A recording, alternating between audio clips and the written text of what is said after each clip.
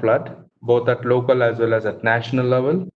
What are the what are the methods or the tools available for computing the flood values, and how we use these flood values and flood hydrographs to map them?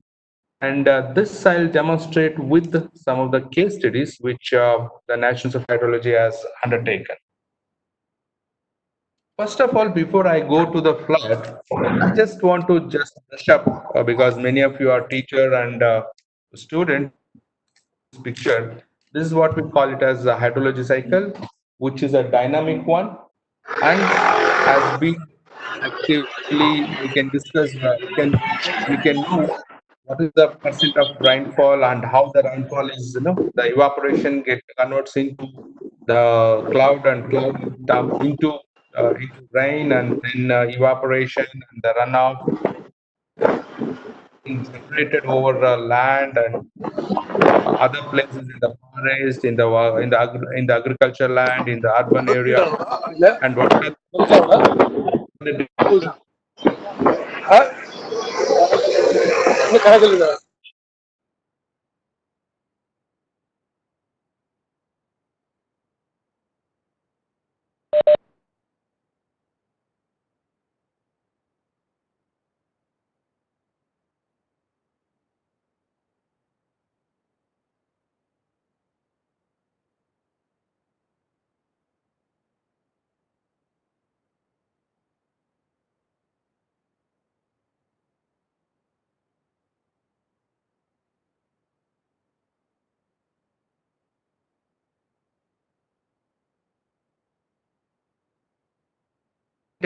percentage of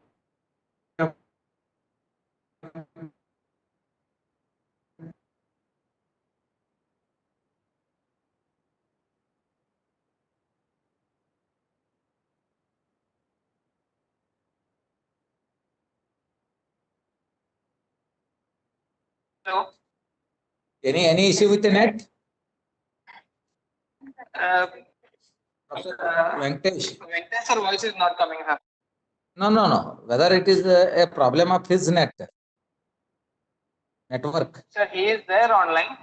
Maybe he is like maybe network. Network issue. You just call him. Somebody is there with your Yes, co-host is there? Yes, sir, I will call, sir. Co-host. Yes, sir. I told already because sir will be there. Yeah. So you just check it, and meanwhile you just inform that one to the audience about this one. So there may be a net Yes, issue. sir. There is some network issue. Just wait for some. We'll solve. But meanwhile you can ask the other people to introduce. Yes, sir.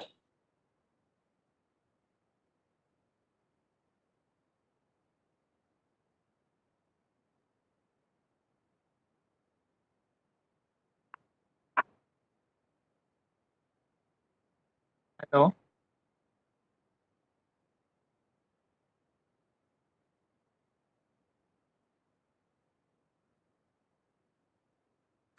Dr. Venkatesh, am I audible? No, sir, he stopped the sharing also. Hello. Sir, you got disconnected. Hello. He is facing some network issue. Dr. Venkatesh.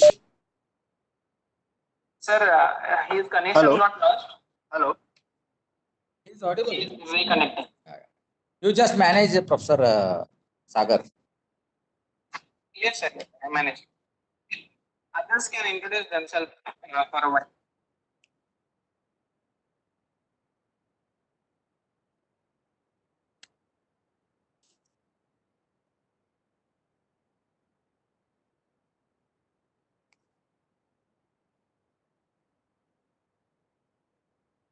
Hello.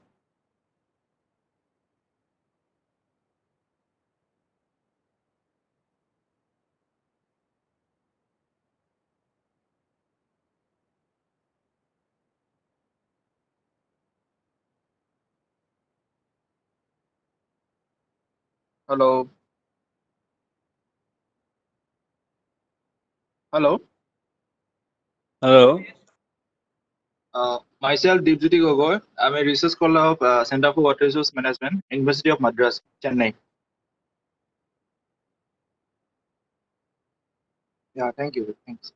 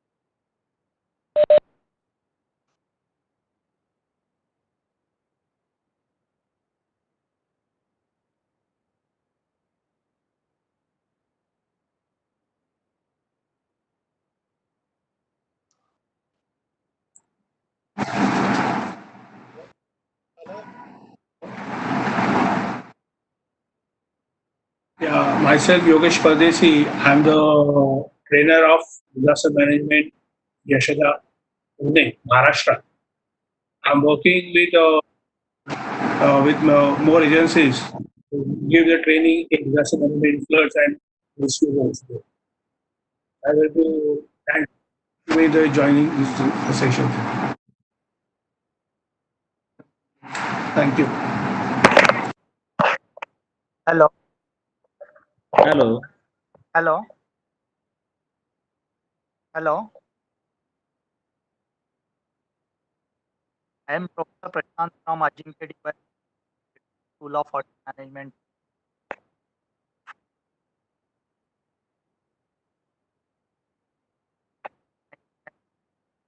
Hello. My voice is coming. Yeah, Dr. Asuk Rathod from Surat here. Hello. Yeah.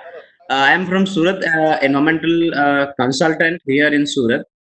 We are working in Pan India for EIA and all other treatment schemes like ETP, STP, and WPP. So just want to know about this like flood and flood mapping because we are also working on the water mapping, water quality index and all. So my interest to know that what means how we can map the flood also.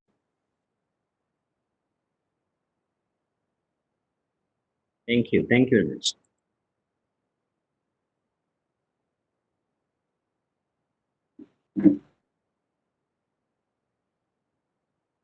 Hello. Good evening, Sagar.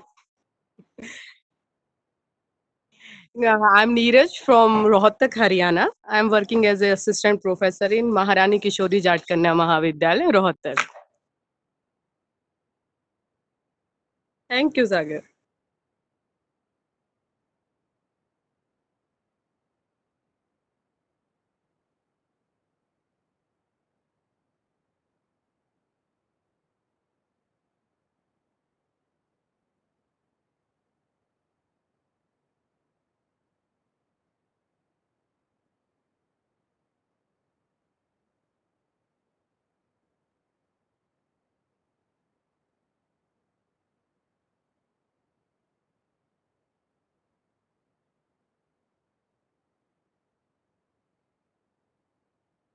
Hello, hello, Sagar. Hello.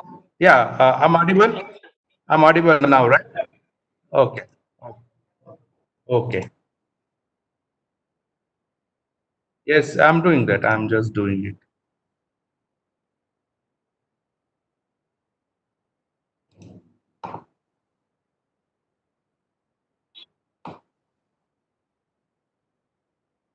I think now it is visible. Are you able to see the? Okay. Yeah. Okay. Sorry, friends. There was some no, uh, some fault in no transmitting because of maybe because of the net or because of my system. Anyway, what I was mentioning that today I'm just focused on to brief you about what are the floods, types of flood, what are the factors causing flood, effect of floods, methods of computing the flood, and flood mapping and case studies which NH has carried out in the recent past.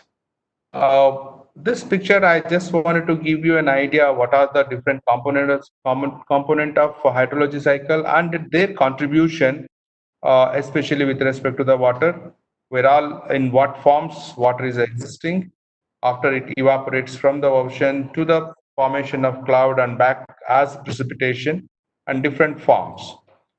And taking the total amount of water on the global scale, coming no global scale, if you take that about 6.7 liter of fresh water out of 1 lakh liter of global water is available for human consumption, which is about 0.3% of 2.5% of the global water, which is either stored in the lakes or rivers or in the form of fresh water available in the thing, which is sometimes causes a problem for us in the form of flood when they overflow, or when the tanks or reservoirs or lakes are breaches. Now, let us come back to our main subject about flood. What is flood? We all sometimes know we come across the many terminologies. What is flood? Flood is relatively high flow in a river or stream. It doesn't mean that flood is always a flooding. Floods are with if the water is within the limits of the river or within the banks of the river, it is not called as flood. It is a high water, a high no, volume of water flowing through the river. But the moment it starts overflowing the or banks of the river, it starts creating problem to the nearby area. That is what we call it as flooding. This is the one which is really trouble to us, and it causes the trouble to the physical property or the people or the persons who are staying nearby. Just to give a brief idea about what is river basin, many of you are aware. It's a boundary enclosing within an area where the water which is falls in whatever part it comes to the or concentrate at one point on the downstream. In the river basin, there may be several attributes like towns, buildings, municipalities, and many things. There may be several tributaries joining to a river to make a big river, depending on the size of the river and the order at which we talk about the basins. Basins we may be talking about maybe at the scale of seventh order, eighth order, like Krishna and Godavari and other things. But for a drainage basin, maybe within a urban area, when we talk about drainage basin is the one, maybe a small one, wherein we have plenty of, no, or maybe urbanized area where we have disposal of no municipal waste. There may be a small tanks. There may be no recreational centers, everything. So whatever water falls within that, it passes through all of these attributes and may sometimes cause in a different manner, maybe both in terms of quality as well as quantity. Okay. Now, coming to just give an idea, what are the major flood-prone areas of India? Many a times, all of you must be hearing the flood-prone areas basically are concentrated in the Ganges as well as in Brahmaputra River and some part of West Bengal because of the Damodar Valley projects, and in Orissa because of the Mahanadi, and in Andhra Pradesh mostly because of the Godavari delta, most and very no scanty times or very rare we have floods in the Krishna. Otherwise, sometimes we have flooding problem in Kaveri, especially in the delta of Kaveri. Coming to the western part of India, the only the Narmada and Tapti, these are the two rivers probably sometimes have some flood problems. Otherwise, we don't have any major flood problems in India, except this some of the large river basins in the northern part of the country. Now, what are the characteristics of floods? These floods are no, basically determined by the weather pattern, and because of the weather we have sometimes the problem of flood. Like for example, the Amphan cyclone which just passed through West Bengal and Orissa has created a havoc in West Bengal, which every one of us are aware. So sometimes these tropical cyclones creates flood, or sometimes because of the wrong describing the floodplains. It so happens most of the time whenever the rivers are dry and the areas which the river describes itself as the floodplain, because of the non-flow of the water, we develop like here, we develop the residential areas or industries, everything. But once in a while, the river flowing, we call it as a flooding. So flood happened because otherwise it used to be which we have encroached upon. That is one. And sometimes we have the restricted. We ourselves restrict the area into a floodplain or something of that kind, like for the 20-year flood, 100 years flood, or even below that. In recent times, the government of India, they have demarcated the flood prone areas of 1 in 10 return period flood, which may be even less than the 20-year flood. So that they demarked for all the rivers in India. Now very soon we may have a flood prone chart of 1 in 10 years flood.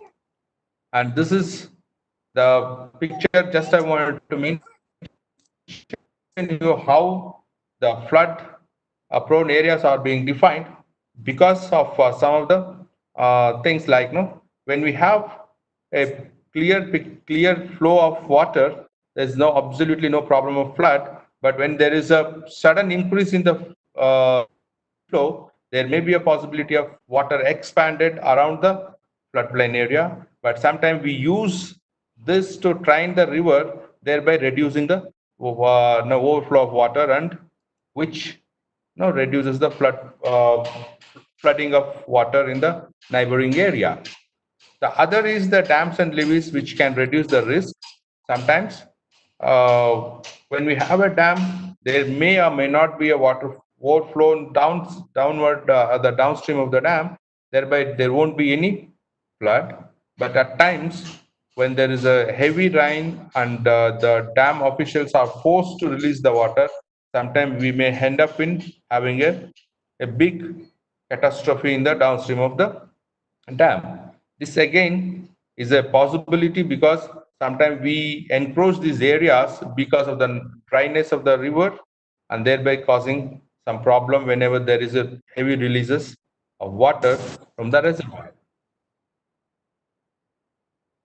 There are different types of floods. One is river flood, coastal flood, and urban flood, and something like that. River floods are basically the floods which are caused by the river when the river overflow, or rather the water overflow the river bank due to the torrential rains or hurricanes or tropical system, which is very rare unless until there is a heavy rain, which basically happens uh, in the in the mountain region. Is something like this. When there is a heavy rain, we may have some sort of river flood, which in 2018 and 19 in Kerala and some part of northern part of country, where you can see there are marks on which the tower, it shows what are the years on which this was the flood level. And like the other way, there's a possibility of having sort of a breaches when there is a heavy rain or flow happens in the river. And the coastal flood, in sometimes it is because of the tsunami, or it sometimes during the tropical cyclones, when the sea is very rough, and the same time there is a inflow from the river into the sea, but sea doesn't accept the water, thereby creating a sort of a flood condition in the cities or adjoining areas, which is called as coastal flood. The most frequent and the common flood what we are hearing nowadays is the urban flooding. The urban flooding is because that we convert whatever it used to be the forest into the roads, parks, and utility areas or urban areas, which has a different condition altogether, which produces a huge amount of water because of the heavy rains, which causes the flooding. And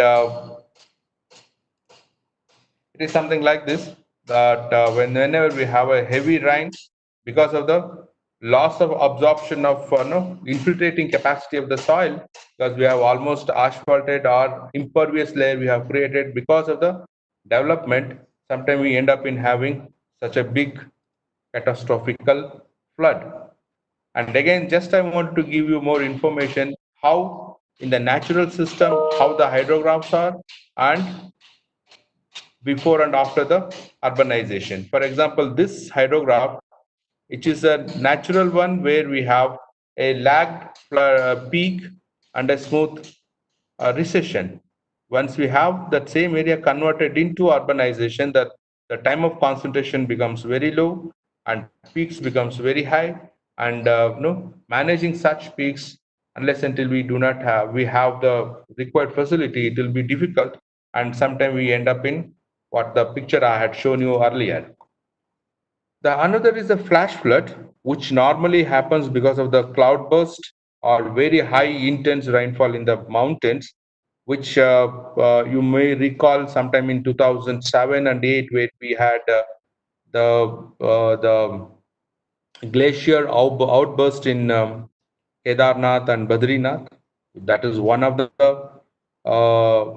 probable chances of having a cloudburst. But in the mountain regions of Western Ghats as well as in the Himalaya, the cloudbursts are more common. Sometimes that carries a huge amount of water, and causes flood in the downstream, like the one we had in last year in most part of Western Ghats, like Kodagu and many parts of Kerala, where we had this cloudburst and intense rain, thereby having a very high flows in the downstream of the dam as well as in the river. And sometime in the no icy areas, or in the mountainous, or in the high areas where there is a accumulation of ice or snow, which also causes a problem because of the high snow accumulation at the bridges or in the conveyors, and it jams the flow of water, thereby we have some sort of a flooding in the upstream of the area. These floods are basically created by either the single event flood, like the rainfall, where we have a big rain, the cloudburst rain, which is a single event. But in the multiple event, whenever we have a continuous release of dams in succession, maybe one event after the another, that will have a more catastrophical effect on the downstream. And the seasonal floods, like the one I had mentioned in Brahmaputra and Ganges, these are all the seasonal floods. During the monsoon, there is a flood, and thereafter there won't be, because the now rivers will be normal. And the worst possible case is the dam break floods, which recently happened in US, and in the one in the Brazil last year. That creates a huge losses. And of course, flood due to the drainage congestion, which is very common in most of the urban areas, where our drainages are congested because of the debris and other things. Whenever there is a heavy rain, all the water just starts overflowing and creating a flood conditions around the on the roads and adjoining areas. Coming to the factors which are affecting the floods, one is, as I said, the prolonged rainfall, intense rainfall of the short period, which is happening nowadays in many of the areas, failure of dams, urbanization, and this urbanization leads to the change in the topography, soil, and ground, thereby having some thereby having the flood conditions in the downstream. What are the causes of flood? Like when the water spills from the stream on the low-lying areas, that what are the problems? Backwater effect in the tributaries when the main river carries heavy discharges. This again, possibly we have a flood. Flooding the coastal areas due to high tides, sometime during the tropical cyclone as well as the tsunami. This is the problem. Failure due to the any flood structures like retaining walls or some sort of things, or that will also causes the flood. Coming to the effect of flood, you can divide the effect of flood local as well as the national level. Local level, the number of people immediately get affected. The city drainage system fails to serve their purpose, especially during the heavy rainfall. Drainage carries the polluted wastewater, which may mix with the clean water and causes the problem thereafter to the people who are consuming it. Damage to the property, normal life of the citizen get affected.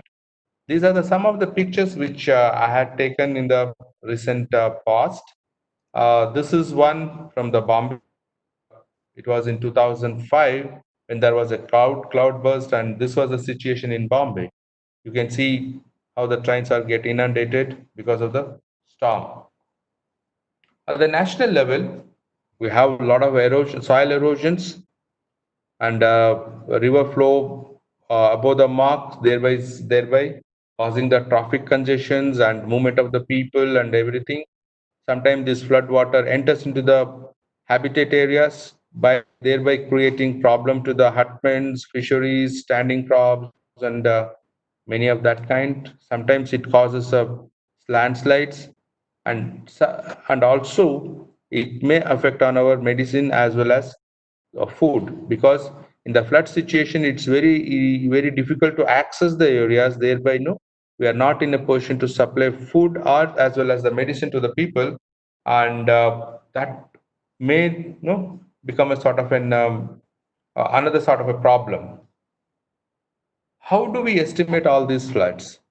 The methods what I had explained you here is the most of the easier methods, but normally the floods are estimated using the CWC prescribed method, what we call it as a flood reports. The CWC, the Central Water Commission, has developed a sort of a rule cause for estimating the flood values, what we call it as a probable maximum flood for each of the regions of the India, and there are that they call it as a flood reports, which we normally follow to estimate the maximum possible flood, what we call it as probable maximum flood.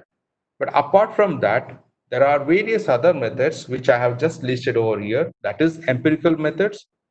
Rainfall runoff models are available to estimate the flood. Statistical methods, there are deterministic method and stochastic methods. The empirical methods is very simple. It's just a relation between the discharge versus area, or sometimes we use the precipitation also, because here when we use the precipitation, we can say what is the return period involved in that. If I want to calculate a 25-year return period flood, I can simply put 25-year return period rainfall into this. We know anyway area, we can straight away calculate the flood. And there are many rainfall runoff models of empirical, semi-empirical, physically based or distributed models, which we can use by providing the rainfall of any time series, maybe a single event or daily time step. We can estimate the floods. which we normally use it for a long-term estimation of the flood. And other than that, we have many stochastic model, which we call it as a time series models. We can use them to compute the flood. We also use this artificial intelligence as well as the neural network methods to compute the flood. And the other most commonly and frequently used method is the statistical method, wherein we take the values of flood from a gauge point or wherever the river has been gauged for, say, last 10 years or 20 years or 30 years, use those observed maximum flood values or the discharge values, and thereby subjecting those discharge values to the statistical method. And using the statistical methods, we can estimate the flood for different return period as well as for the whatever no area we want.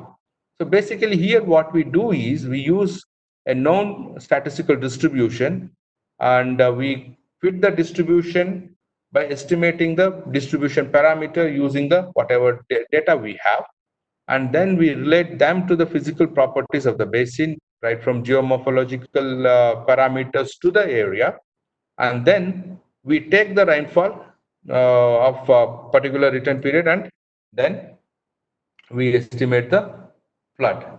This is a graph showing the flood for different recurrence interval or return period interval, how the flood varies. Okay, and this is another one. In the flood frequency analysis, we have two different. One is at site for the each individual sites we do the flood frequency, and combining many sites we do a regional frequency analysis. So during the regional frequency analysis, we take into consideration of maybe some 20, 30 sites, thereby obtaining a relationship of this kind, wherein we have the return period as well as the value. So we can straight away get for that particular return period what is the discharge value. These estimated discharges, we use that to map the flood zone. Basically, the flood zone is a process of delineating or identifying the place which are likely to be affected by flood because of the anticipated development in the area or projected change in the climate. Maybe projected change in the rainfall pattern. We can use that changed pattern of the rainfall and get to know what is the possible or likely areas which are probably going to be affected by the rain. These maps serves as a precondition for planning the mitigation activities, and also to make aware the community to develop a sort of a resilience towards the flooding, because this is of course not a problem in the southern part of the country, but in many areas where there is a floods are very frequent, like in Brahmaputra. We need to make the community aware, or the people who are residing around or adjoining to the river, to make them aware that okay, this is the level and probably this area is going to be, and how you should prepare for your to face the flood or to live with the flood. These maps actually provides the boundaries of actual or potential flood event based on the probability and likelihood, so that we can make a plan or make a sort of take a decision for flood mitigation or land use planning or emergency actions or to develop an emergency action plan or management of the floodplain areas, and to make the general public aware.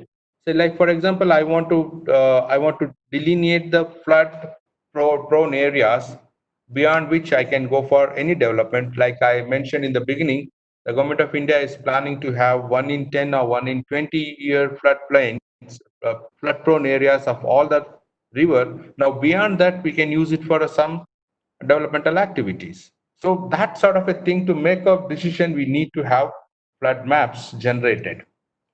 Basically, when we start developing flood maps, there are three types of flood maps we basically develop using various tools. One is inundation map, another is flood hazard map, and the flood risk map. The inundation map basically it shows the areas which are likely to be inundated or likely to be underwater, okay, and what are the and probably the depth of water at that particular point of time, a particular point of time and particular place. This is just gives the inundation map gives that. And using these inundation maps, we try to develop the flood hazard map depending on what is the velocity of the flow of water and depth of water at that particular point of the river section or on the plains. We can able to generate the hazard map and the risk using these two. To give an example how the flood map looks like, see for example, this is one of the flood inundation map. For example, this is resulted because of the breach of this particular tank or a lake or a dam. Okay, this is the area which is likely to get inundated. Okay, and this now we need to identify which are where are the different no what is the depth of water along this stretch of the river, and using that depth of water as well as the velocity of the water we can develop the the flood hazard map. This is what how it looks like. This hazard map is for the same area wherein the you can see here it is not that no what do you say, I'm not, this is not very magnified one, where we have described what is the vulnerability index, and this index is derived based on the depth of the water and the velocity of the water. Here the vulnerability index varies between 1 to 10 depending on the type of the effect on the particular movement of people or vehicle. As the number goes up, it will be more no, vulnerable for the movement of people and the vehicle as well as to the structure. In this particular case, we have the vulnerability up to 4, which is unsafe for the movement of people and the structures, small structures on the way, as well as the movement of heavy vehicle. Of course, the light vehicle and all will not be able to move. Even up to the heavy vehicle, this index shows that it is not safe to move in that. And the second thing, why do we use this index, this vulnerability map, is that we can show escape routes, because the vulnerability, the moment I know the vulnerability index, and then I can easily then that using that vulnerability index, I can provide an escape route for the people who are within that particular, how they need to move out the moment they get a sort of a information that this particular flood is going to approach you. So then thereby we can give them sort of an escape route which is easy for them to get themselves out of the wave and rescue themselves from this particular flood. And the risk map, basically this risk map involves all the two, the inundation, vulnerability, and the other two vulnerability map which we need to develop is the social vulnerability. That is how much of the area people resides, that what is the probable effect of flood on the resident of that area, and what is the socio-economic impact because of the flood, and what are the structural effect, okay, structural vulnerability. Using these three, we arrive at the risk map. Say for example, here the risk map between 0.9 to 1 is a very high risk, and 0 to 0 to zero point 0.1 is having a very lower risk. This is what is the risk map. Basically, risk map tells us, gives an information to us which are the area within the flood zone or under high risk and the low risk. This is simply the information what it provides.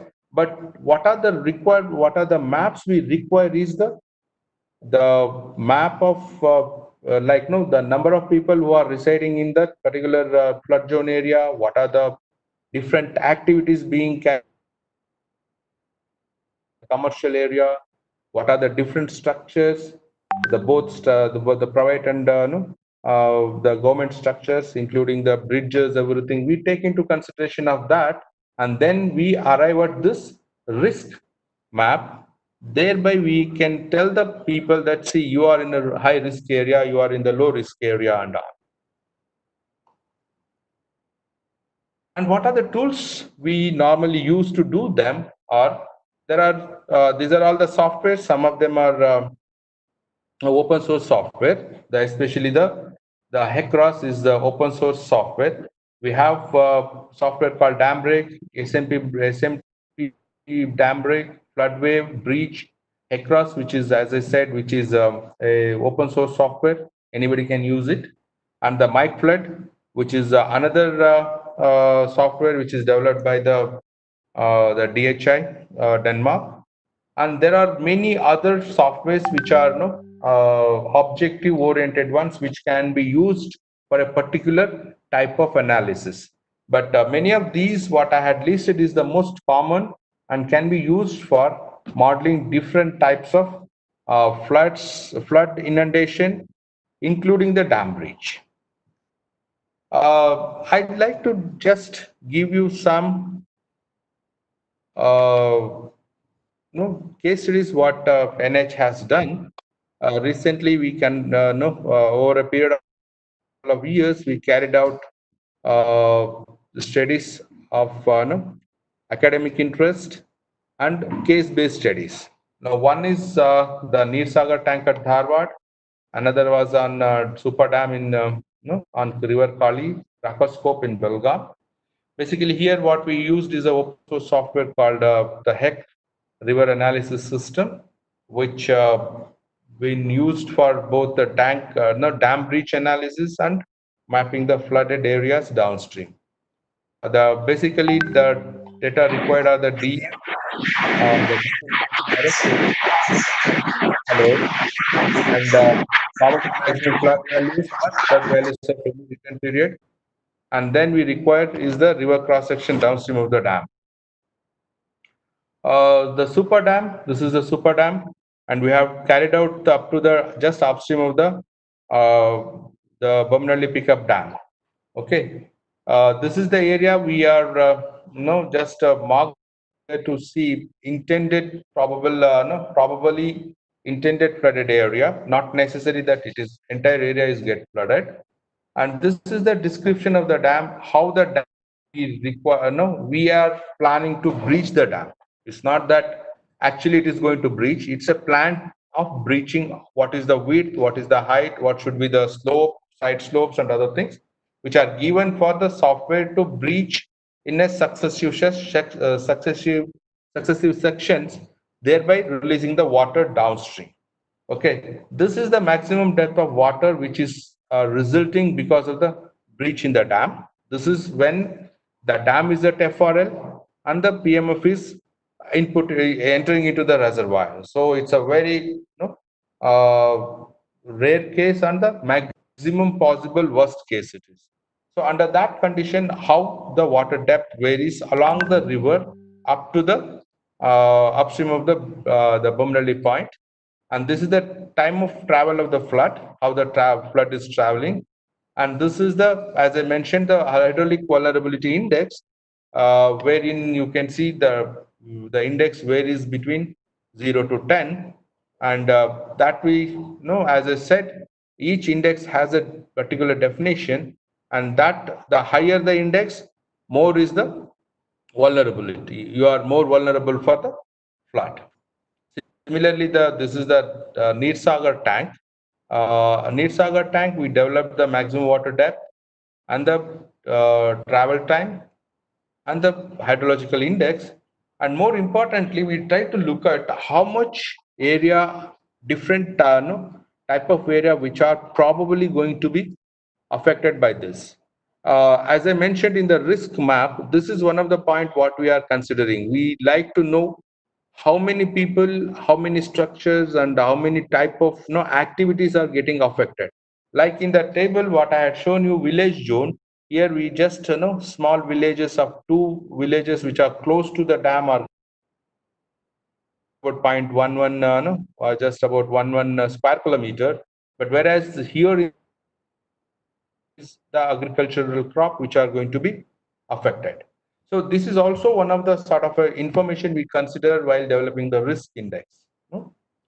And the ruckus scope, this is the ruckus scope tank, and this is the stream going up to down the dam. And here we restricted ourselves up to the maybe the not Hindalga water pumping station. This is the just a area, and we develop a sort of this is a vulnerability, the depth of waters due to the dam breach, and this is the vulnerability map, and sorry, this is the flood travel time, and this is the vulnerability map, wherein here especially in the ruckus scope, when there is a breach also, there is hardly any villages get affected, because many of the villages are little away from the mainstream, and the possible or potentially the area which is probably going to be flooded, so the risk is minimum. And these are some of the type of table we provide at each of the kilometer. What is the type of hydrological vulnerability index we may encounter? See, for example, H1, this is only restricts the movement of people, whereas in the H6, it restricts not only the people movement, even the heavy vehicle movement, because the depth of water is quite high and the velocity is also very high. So that is the reason we go into this hydrological vulnerability index of 6. But whereas we have number, the hydrological H1 and H2 are minimum. Okay, H1 is very mild one. Now the question arises, why do we develop all these maps? Is it really required? It's required because we need to identify the critical point which would be severely affected in respect of property, life, and other social parameter, so that we can take rather develop a sort of a contingency plan well before we encounter the flood. So thereby we can develop a evacuation plan for the people and livestock and other things of these areas, and which also these maps also help us in developing the emergency action plans. And as I said, we can prepare people both mentally and physically to face the flood situation. In some cases, especially this is true for in the Brahmaputra, because many people, they sometimes they like to not to move out of the flood area because of some reasons. Okay, and also these maps are being used to impart the awareness and preparedness of the people for the pre and post flood situations, how they need to take care of them during the pre and post flood situations. And of course, we use these plan maps for preparing a plan for operating the reservoir or reservoirs in series to minimize the flood if heavy flows are expected. This is what I just wanted to put it across to you people. And if there are any no any questions or any clarifications or discussions, I'm open. Thank you for listening me patiently. Sagar, it's over to you.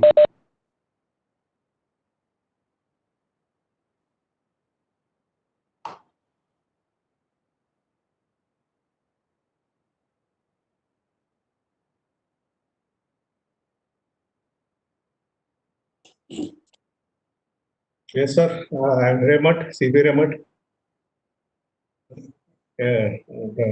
Yes, Dr. Venkatesh.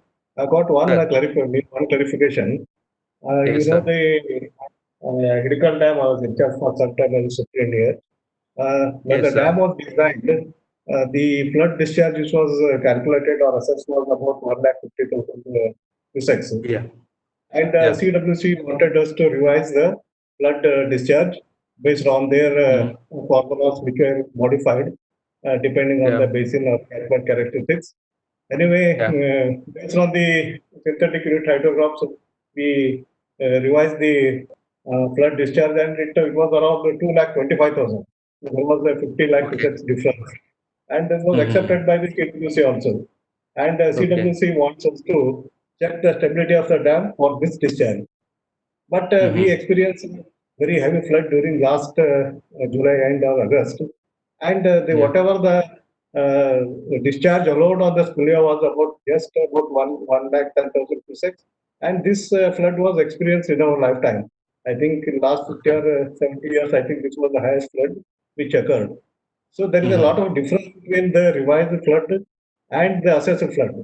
So because Yes, sir. even during that flood also it was well within the assessed flood during the construction of the dam. So Yeah. is there any, I need the clarification whether what we have done is right, which is done on based on synthetic limit hydrographs, or it is to be revised. No, sir. Actually, it so happens, as I mentioned in the beginning, that probable maximum flood is derived out of no the probable maximum precipitation, which is a sort of a estimations done by the IMD, wherein they maximize the moisture content in a cloud, and then for 2 to 3 day successions they compute that. And especially we are in the coming to the Ghataprabha. The Ghataprabha lies maximum area in the Western Ghats. The Western Ghats rainfalls are quite high. Sometimes maybe because of that they might have given a very high rainfall values. Like no, sometime they give 50 centimeter or 60 centimeter of rainfall, which might have might have resulted in a very high inflow or the PMF value of something like what you said. That may be the only reason. Not necessary that it should happen. It may happen in a once in a lifetime of the reservoir, and that is only to take into consideration the possible worst effect. It is not that every year it is going to happen. Maybe sometime no, it so happens. Maybe it's 1 in 100 or 1 in 50 year flood. What probably we are passing off through the spillway. It's not necessarily the PMF. Sir, I hope I answered your question. Yes, yes. Okay, sir. Okay, thank you. Yeah, and second thing, the problem is that what the CWC reports are, they are quite old. Maybe in 60s and 70s, they have used the values, the discharges to derive the synthetic unit hydrograph, what normally they described in the flood report, and we use them even today. But the today's condition is in the catchment is quite different than the what probably they have observed or at the time of their workout. So that difference we need to consider, because now no, because there may be lot of changes might have happened, that the hydrograph may be different, and that is one of the reasons what we need to relook at them. Probably the government of India and CWC is now thinking of relooking at the flood reports. Hello. Okay, sir. Okay, thank you. Yeah.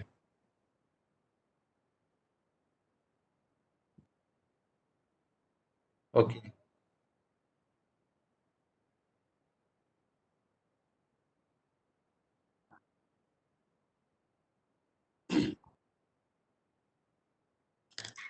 Urban areas, yes. See, there are two ways of working in HECRAS. One is, the area in which I need to model. Okay, using any one of the formulas what I had mentioned, like the empirical formulas, we can compute the discharge or the flood value, and for that particular area, the rainfall, maybe of last 50 years, 60 years, you can take and estimate what could be the rainfall values for different return period, and taking those return period values, you can estimate what is the flood value. Okay, again the question comes, what is the catchment area, right? But catchment area you can very well estimate, you can delineate the catchment area from where you are starting your flood routing. Say for example, see any nala in a urban area, or like for example, let us say Ballari Nala in Belgaum. We know from where we have to start the routing of water.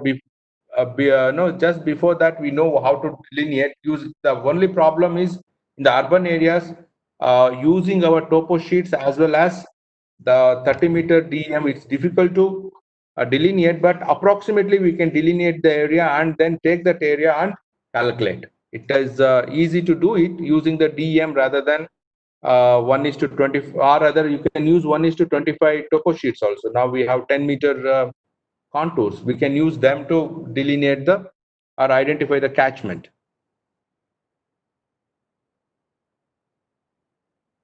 I hope, Dr. Ramesh, I answered your question. Hello? Is it? Shall I?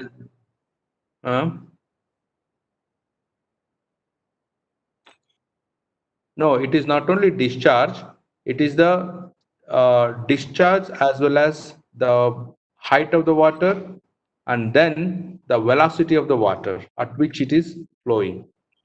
These are the two things which matters a lot when we talk about the movement of people as well as the vehicle. Of course, we use the time of arrival also. These three parameters we use to derive that hydrological vulnerability index.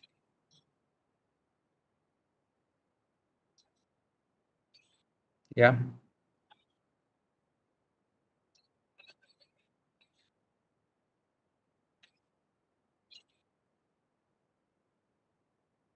Preventive in coastal floods, really difficult to say because see in the coastal area, the slopes are very flat and the movement of water or the elasticity of the water is quite low. Even during the flood conditions or in the say tropical cyclone time, the sea also doesn't allow water from the river or anywhere. It enters into the sea. The only way is keep yourself away from the flooded area. Go to the higher elevations. Keep yourself safe. That is the only one what probably we can do when the nature is at its furious condition.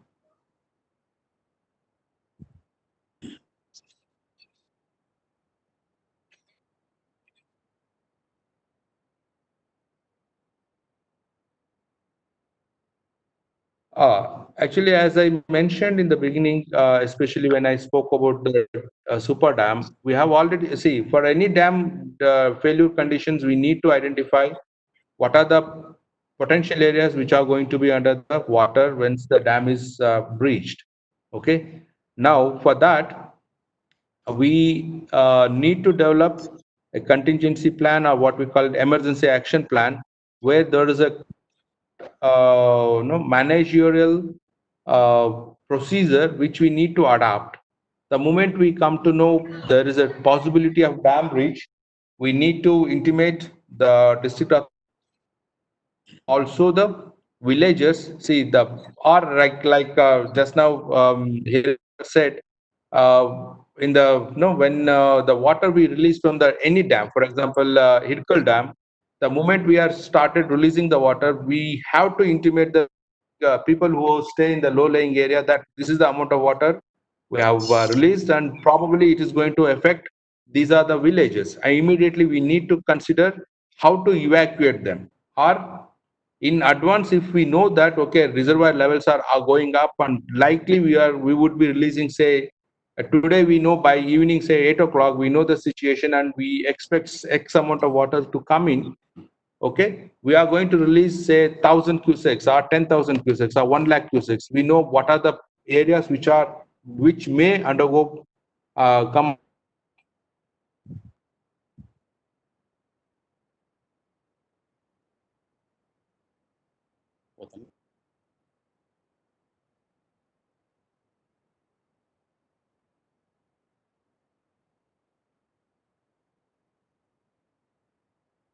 It seems again he has lost the connection, sir. Sagar. Just I will add to that question, just one clarification. Just I will add to that, whatever Venkatesh was telling, because already under DRIP, that is Dam Reapplication and Improvement Project, the departments, the water resource departments, they are preparing the inundation maps and dam break analysis, etc. They are doing it now. There is a requirement which has to be fulfilled by the department under this scheme, that is DRIP, that is Dam Rehabilitation and Improvement Project, which is funded by the central government. It is being done.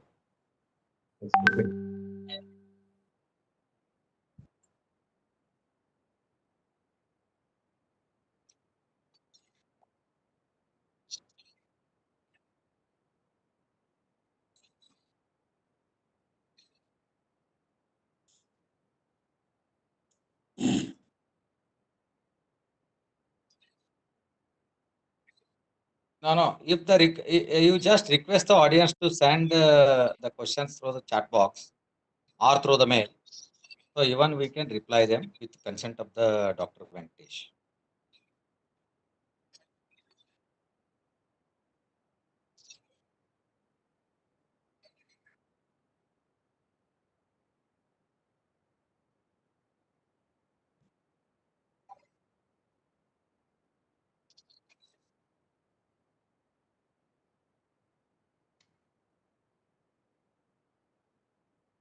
Good evening, one and all. Am I audible to everyone? Yes, Hello. sir. Yes, sir. Yes, sir. Yeah. Respected senior engineers of PWD, irrigation, ZP, and all, corporate members of IEI, colleagues from SCBIT, Belagavi, Engineer CB Hiramat sir, Engineer Dharani, Honorary Secretary of IEI, Professor Wagmore, and the today's speaker, my good friend, Dr. Venkatesh, scientist, NIH, Belagavi, and many other participants across the country. It was a nice presentation by Dr. Venkatesh. He himself, being a scientist, he has studied a lot. So in and around of this particular area. So then he is very much connected with many of the people, especially with respect to the floods, mapping and all. He discussed about that one. So few of the things with respect to the various types of floods. It may be urban or it may be some, the coastal, so many types of things. And apart from that one, so how it can be estimated by using the open source softwares also. He has talked up to the mic flooding and all. So then apart from this, he has discussed with some case studies. So definitely this, the knowledge shared by Dr. Venkatesh helps to all the student friends and the practicing engineers and also the, the teachers of the various engineering colleges. So to teach the students with respect to all these flood related things. Because nowadays, last year, so we have seen even in Belgaum and in most of the country, parts of the country, so there were a heavy because of the heavy rains. So there was a flood situation. So definitely, it is a very it was very interesting and it's very important topic. So the Dr. Venkatesh has covered. So I am sure. So from the Institution of Engineers, Local Center Belagavi, and also the Department of Civil Engineering, SCBIT. So together, so this is the second webinar done. So during the next week also, we are having the one more seminar, that is a webinar. So on the 5th of June. So that will be on Friday. So that happens to be a World Environment Day. So the Dr. Lokesh from JCE Mysore, so who is a renowned speaker and a well-known figure in the environmental engineering, has given a consent to deliver a lecture on the theme given by the world from the World Organization. So this is for your information. After that one, so engineer CB Remat, and it is all in the queue. Every week, the III local center has made that to make a one webinar. So I request all the participants have supposed to be give a very wide publicity, and even sitting at your home comfortably, you can listen to the the new technologies from the eminent speakers. So that is very important. This is what is the main motto of III Local Center Belagavi and also the SCBIT Belagavi. So with this note, so I again request you give wide publicity and make use of these webinars from the IAI Local Center Belagavi. Thank you. Over to Sagar. Hello. Sagar. Am I audible? Yeah. Thank you.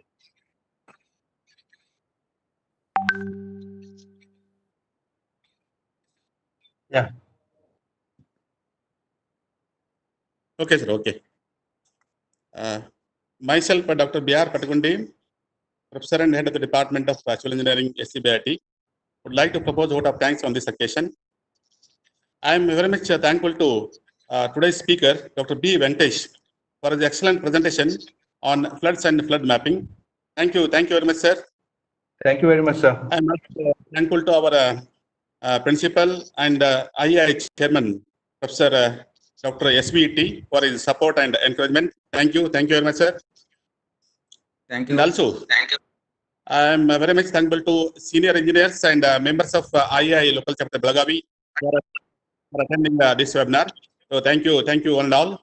And also I'm thankful to all the faculty members of the engineering institutes and also the students of engineering college for attending this webinar. So thank you one and all. Thank you.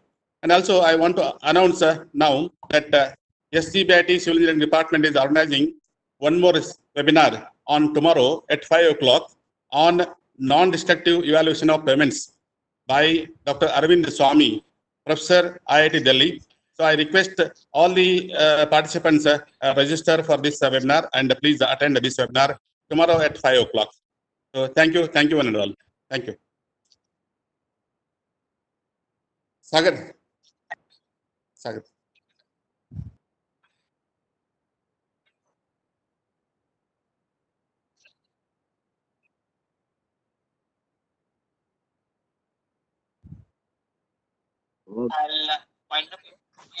Yeah, I request all the participants